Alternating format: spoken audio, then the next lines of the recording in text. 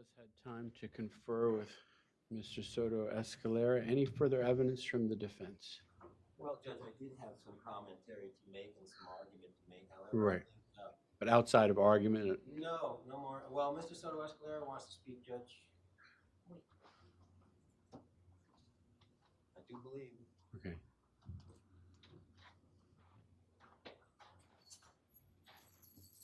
My client would like to address. Okay, he may make a statement either under oath or not under oath at his choosing, allocution or otherwise. He's allocating.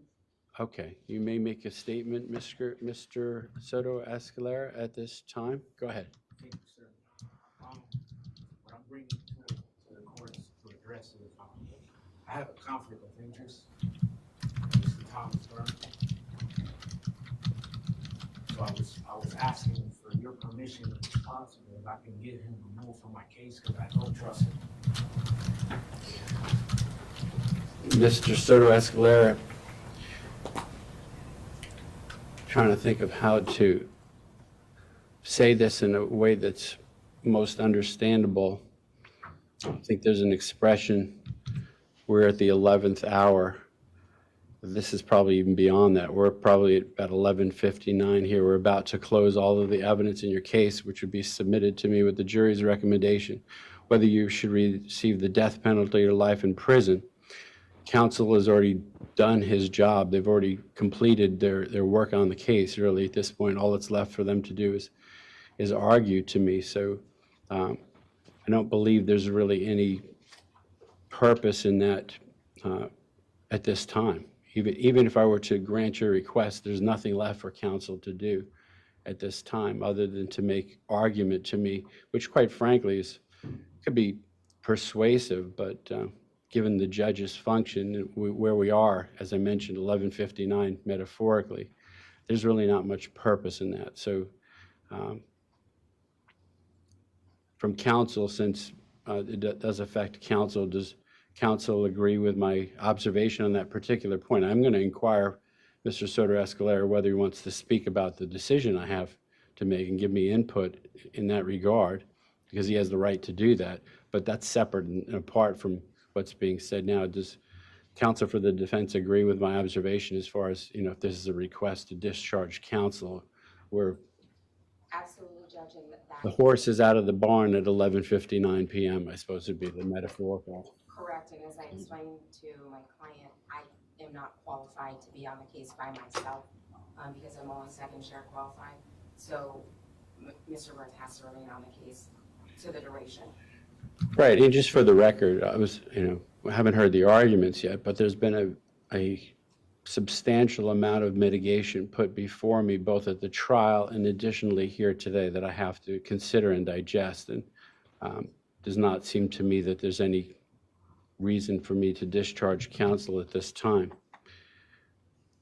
More importantly, before you brought that up, Mr. Soto-Escalera, you do have the right to make a statement at this time, either under oath or otherwise, that I would consider in making my determination in this sentencing proceeding. You understand you have that right to do that. And I was assuming that you were going to do that. I'm not saying whether you should or not. That's between you and your counsel. But I want to make sure that by me dismissing your conflict of interest issue, you don't take that as me dismissing your ability to make such a statement. Do you wish to make such a statement, or do you wish to talk to your counsel about whether you wish to do that at this time?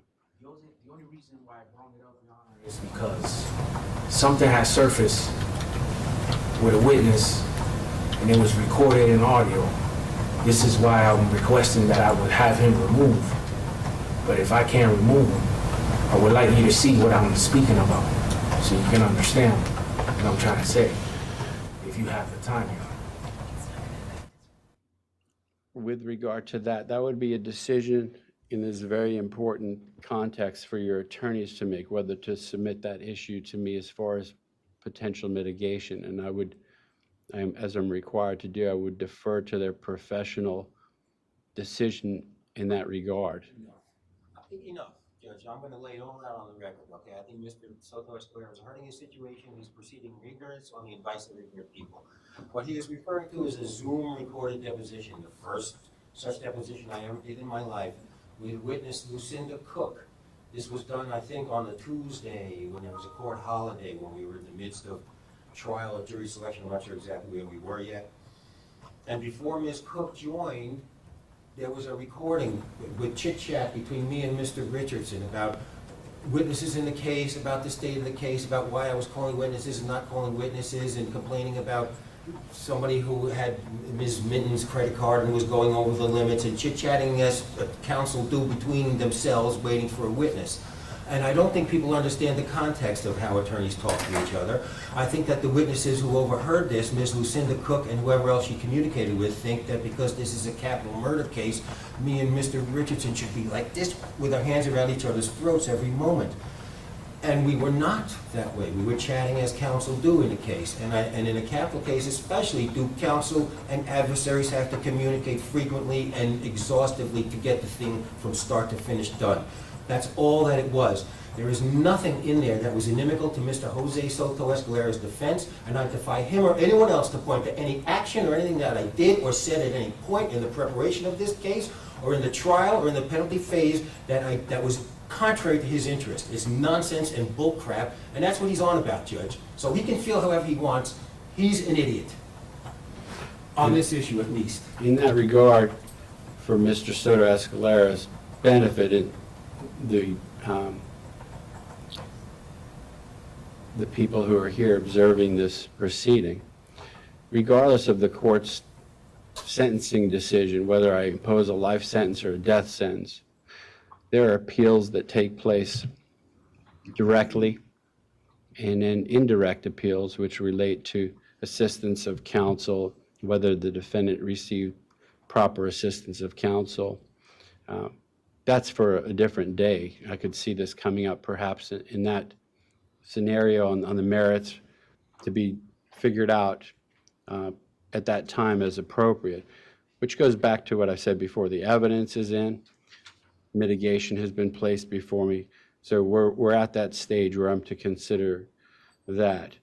Put differently, if Mr. Soto-Escalera feels that Mr. Burns did not properly litigate his case for whatever reason, will be a proceeding in that regard.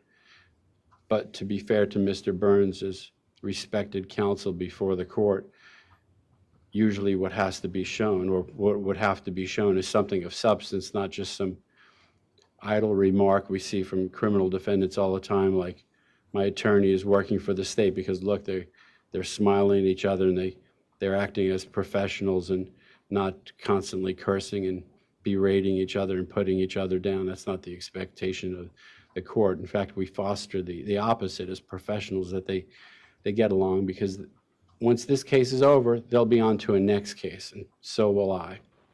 And so as professionals, they have to work with each other. But more importantly, as I mentioned at the outset, that is for another day. I'm directly focused on the extremely consequential and important decision I have to make, which goes back to whether Mr. Soto-Escalera wants to make a statement regarding himself, the case, for me to consider. He does not have to, and it's not going to affect him negatively if he doesn't, but he has that right to do that. So there again, we broached a different subject. I don't want him to think that I'm not going to listen to that, should he wish to listen to make that statement. On the other hand, I'm not sure he has an intent to do that anyway. He just wanted to broach this subject. Correct, Judge. I think Okay. he said his piece and he has nothing Okay. to say at this All time. right, so it's not the first time I've had to tell the defendant or someone else, that's for another day. There is a right to have a motion for post-conviction relief with regard to your Sixth Amendment right to counsel. That's for another day, really, regardless of my decision here. So other than that, that concludes the Spencer hearing evidence from the defense. Any evidence from the state before argument?